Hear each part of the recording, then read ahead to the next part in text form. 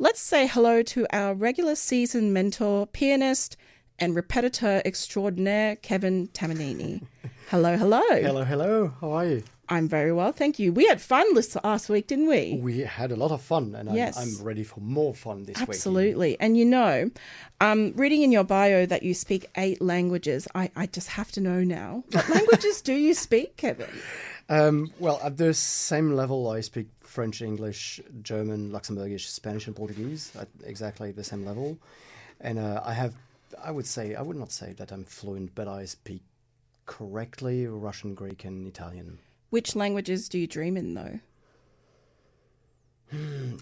It depends whom I'm talking to, actually, just before. So if I talk to my parents, that will be in French. Mostly French, English, and Portuguese, weirdly enough, because I speak Portuguese quite often with some Brazilian friends. Mm-hmm. Very interesting. Just casually, hey? Well, it's great to be back, and it's great to be back. Let's get on with it, I reckon. And it's my pleasure now to welcome our guest mentor for this evening, percussionist and marimba specialist Steve Falk. Hi, Carla. Hello. A little bit about Steve. Possessing an interest in music of all genres and origins, Steve embraces the processes of creating new works with artists of varied disciplines and traditions. Steve has played percussion with the Melbourne, Queensland and Tasmanian Symphony Orchestras, Orchestra Victoria and Orchestra Ensemble Kanazawa, and is currently a session percussion teacher at the University of Melbourne and Monash University. Welcome. Thanks so much for having me. It's going to be Steve, very exciting. I've got a question for you. Sure. Marimbaist, marimba player, percussionist specialising in marimba. Please enlighten us. What's the doing version of marimba? Marimbist? Marimbist? Perhaps in a classical context, but I try to play the marimba across all kinds of music. So I would probably call myself a marimba player. Marimba player. And a composer of music and improviser of Fabulous. Marimba music. Yeah, so... Now, I've seen on our program tonight that we've got a marimba work written by Keiko Abe. Did I see correctly that Keiko was your teacher at That's one right. point as well? That's right. About, I think almost 20 years ago now, for about 3 years, I studied at Toho Gakuen in Tokyo in Japan with Keiko Abe. So you'd say you're pretty well versed in her music I've then? played a lot of her. She's quite a prolific composer. I've probably performed about 8 of her marimba solos. Fabulous. Yeah, and I certainly know this one. Well, I know this is your first time on The Talent. That's correct, Steve? That's right, yeah. Well, I always love to ask this question. What do you look for in a performance in a situation like this? Well, in any performance, I'm always very much interested in the emotional connection that I have in the music. So I'm looking for the sensitivity and the expression and the originality and the freshness of the performance. So particularly the way I like to teach music is that you can practice your phrasing and your ideas in so many different ways, but it's fantastic if you don't actually come to have too many set kind of preconceived ideas until you actually come to the performance. So it's almost like a very spontaneous kind of presentation. That will kind of excite me, I guess. Fabulous. Well, it's a pleasure to have you both here, Kevin and Steve. And we'll hear from you after each of our performers tonight. Okay, let's get this show on the road with our first contestant, pianist Chloe Au. 13-year-old Chloe Au started learning piano with Yuko Ikeda at Suzuki Music when she was 5. She now studies with Professor Glenn Riddle at the Melbourne Conservatorium of Music and is on an academic scholarship at Lauriston Girls' School. Chloe received her ELMAS with distinction in 2024, congratulations to you, and has also won numerous prizes at the Burundawa, Ringwood, Latrobe Valley, Monash and Royal South Street Eisteddfods in Australia, as well as the VMTA Geoffrey McFerrin Award. Chloe also enjoys playing violin, and she is a member of the Melbourne String Ensemble, where she plays chamber music for both piano and violin. Chloe's program tonight features a selection of music. First, we have Chopin's Wind Sketch, followed by Fireworks, written by Claude Debussy. We have the second of Robert Schumann's 3 fantasy pieces, and then Gargoyle, written there by Lieberman. Live from the Lady Marigold Saudi Performance Studio, please welcome pianist Chloe Au.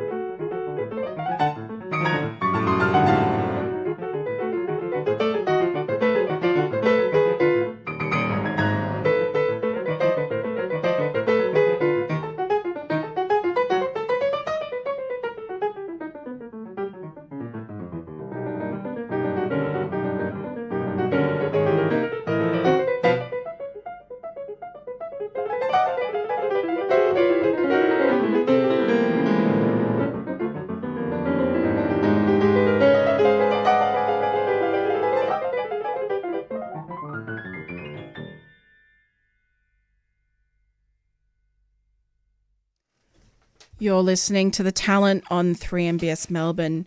We've just heard pianist Chloe Au with a selection of pieces. We've heard Chopin's Wind Sketch, Fireworks, written by Claude Debussy, the second of Schumann's 3 fantasy pieces, and Gargoyles, written there by Liebermann. Chloe will join us in the studio shortly. Well, pianist Chloe Au has now joined us in the studio. Chloe, thank you for your beautiful performance. Thank you for having me here. I was wondering, can you tell us a little bit about how you got started with playing the piano? Well, I actually started when I heard my friend play piano at church. And I was like, wow, I must learn piano. And when I told my mum I want to learn piano, she was like shocked. She like froze because she doesn't play any instruments. And my dad doesn't play any instruments. And my grandparents, well, they kind of played a bit of music in their life, but not really. But either way, my mum wanted to let me try. So one day when I came back home from prep, I opened the door and she told me, there's a surprise for you. And then there was a piano standing in the living room. And that's when I started playing piano. Would you say that was the best day of your life? Or? Yeah, I was so like surprised but happy kind of surprised. That's so wonderful.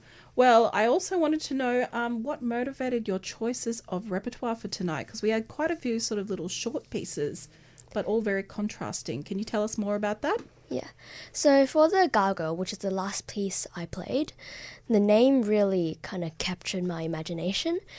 Because at the time when I saw the piece, I didn't know what a gargoyle was. So I searched it up and Google came up with these evil dragon-like creatures on top of churches. Yeah, I was scared of gargoyles when I was a kid, so you're braver than me. Yeah, so and then I listened to the piece and then you can hear all the evil going on, all the devilishness and sometimes playfulness as well. And the Fireworks, which is another kind of a piece with an imaginative title that played today, I genuinely like fireworks. And I also liked hearing the fireworks in the piece. Sometimes they're like smaller ones or they're like really big explosions. And I really want to go to Paris one day on Bastille Day because I've heard those fireworks there are really amazing. And like, this is also partly because Debussy was French. And at the end of the piece, he did include like a quote from the national anthem, the French national anthem, in the piece. And then I also played the Chopin Etude. Yeah. And that was because, well, I heard Yun Chan Lim play this piece, and I was just blown away, not by his technique, but by his musicality and his musicianship. Because, like, I've heard a lot of people play this piece, and sometimes they sound like exercises, but he made it sound like poems and music. Yeah. Yeah. Beautiful. Well, speaking of Bastille Day, why don't we pass over to Kevin for some feedback then? My first thing is just don't go to Paris actually for Bastille Day because it's overcrowded and it's very difficult to see actually anything. So,